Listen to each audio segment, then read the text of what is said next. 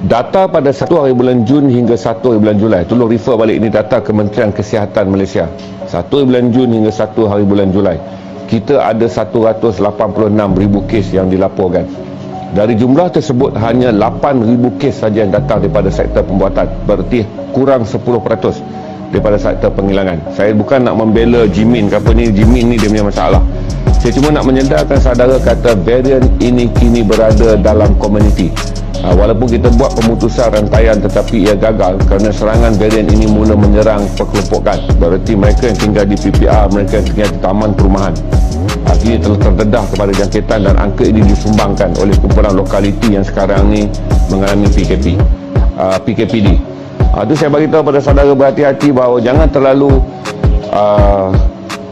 fokus mengatakan ini adalah penyakit yang datang daripada penghilangan. Penyakit ini adalah penyakit sporadik. Saya pegang kepada data. Total angka jangkitan adalah 186,000. Hanya 8,000 lebih saja yang datang daripada sektor pembuatan. Perkataan sektor pembuatan adalah merujuk pada penghilangan. Okey, bererti 90% adalah varian sporadik yang datang daripada masyarakat awam. Ambil juga gambar yang ditunjukkan dalam kes CSE.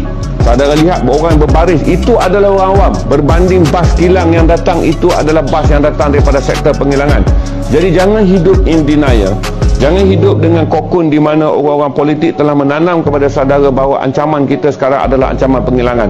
Kerana hari-hari saya membaca angka kematian yang begitu tinggi, dan hari-hari saya membaca tentang ketidaksediaan rakyat Malaysia melihat masalah yang sebenar. Kegelojohan orang-orang jalankan seolah-olah COVID-19 ni jalan keluar dia adalah hashtag tukar PM, hashtag tukar kerajaan. Dengan semua orang pula masih beranggapan bahawa Jimin ni yang menjadi punca. Benci Jimin bukan urusan saya, tapi fakta sektor esensial hanya menyumbang kurang 20% daripada jangkitan. Jangkitan sebenar datang daripada sektor runcit yang saya sedang detailkan pada saudara ni, iaitu sektor airborne, di mana kawasan kecil yang menyebabkan berlaku pergerakan udara yang kemudiannya dimasuk keluar oleh orang individu masyarakat ketika PKP ni. Sektor itu yang menyumbang. Tambah saudara masuk ke grocery bahagian sejuk beku, itu potensi yang sangat tinggi. Saya jelaskan kepada saudara, Thailand menerima wabak ini adalah kerana pasal sejuk beku. Thailand mula menerima varian Delta bermula daripada seorang saja. Seorang lelaki tua telah membeli bekalan udang galah yang datang daripada Myanmar. Dia dapat jangkitan ni daripada orang Myanmar. Dia bawa balik udang galah, dan pasal sejuk beku tu menerima 6,000 pengunjung harian di Bangkok. Pasal sejuk beku ni, di situlah wabak mula di Thailand. Bila dia merebak pada 2 minggu yang pertama, 3 minggu yang pertama, Thailand boleh cover dengan 900 kes, naik 1,000 lebih, naik 2,000 lebih. Bila masuk saja bulan yang kedua, Thailand tak dapat mengendalikannya, terus angkanya mencanak kepada 9,000 lebih.